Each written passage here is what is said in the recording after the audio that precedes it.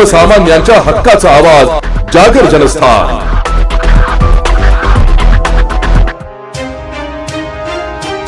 शिरपूर तालुक्यातील अनेर अभयारण्य परिसरातील 8 जिल्हा परिषद शाळा अद्यापही झोपडपट्ट्यांमध्ये भरत आहेत। या शाळांना पर्यावरणपूरक इमारती उपलब्ध करून द्याव्यात या प्रमुख मागण्यांसह विविध लोकहिताच्या प्रश्नांवर शिरपूर फर्स्ट संघटनेच्या शिष्टमंडळाने नुकतीच मंत्रालयात मंत्र्यांची भेट घेतली आहे। शाळांच्या इमारतींसंदर्भातील निवेदन राज्याचे शालेय शिक्षण मंत्री दादाजी भुसे यांना देण्यात आले।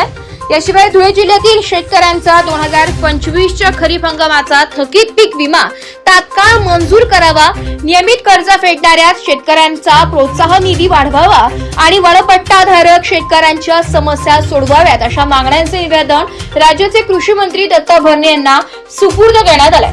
तसेच लाडकी बहीण योजनेतील तांत्रिक त्रुटींवर शासनाने तात्काळ तोडगा काढावा व सर्व मागण्यांचे संयुक्त निवेदन राज्याचे उपमुख्यमंत्री सुनेत्रा पवार यांना देण्यात आले।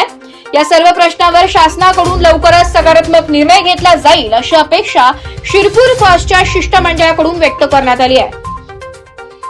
आज शिरपूर फर्स्टच्या वतीने शिरपूर फर्स्टचं शिष्टमंडळ मुंबईत होतं। विविध विभागाच्या मंत्र्यांना भेटून धुळे जिल्ह्यातल्या आणि शिरपूर तालुक्यातल्या विविध विषयांबाबत आम्ही निवेदन दिलेलं आहे।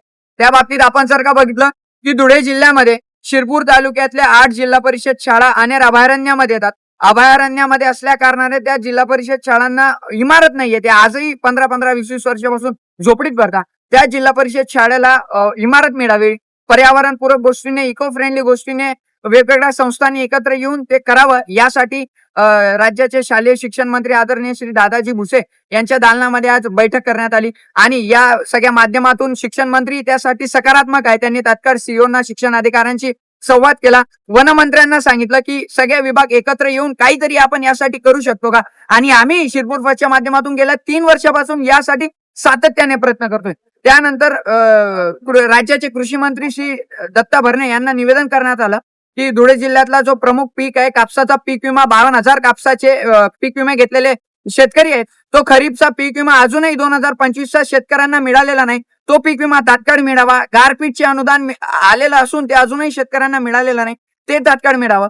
नियमित कर्ज भरणाऱ्या शेतकऱ्यांना 50,000 पर्यंतचं प्रोत्साहन सरकारने सांगितले, परंतु ते वाढीव मिळावं आणि वनपट्टाधारक शेतकऱ्यांचा ॲग्रिस्टॅक्सचा असे विविध विषयांच्या माध्यमातून आम्ही या शेतीचे निवेदन दिले आणि या सगळ्या दोघी विषयांचं संयुक्त निवेदन उपमुख्यमंत्री आदरणीय श्री सुनेत्रा वहिनी यांनाही या दोघी विषयांचं सविस्तर संयुक्त निवेदन देऊन लाडक्या बहिणींचा जो पगार, आज राज्यभरामध्ये अनेक लाडक्या बहिणींचा पगार वगळण्यात आलेला आहे, त्या योजनेच्या लाभार्थ्यांना वगळण्यात आलाय।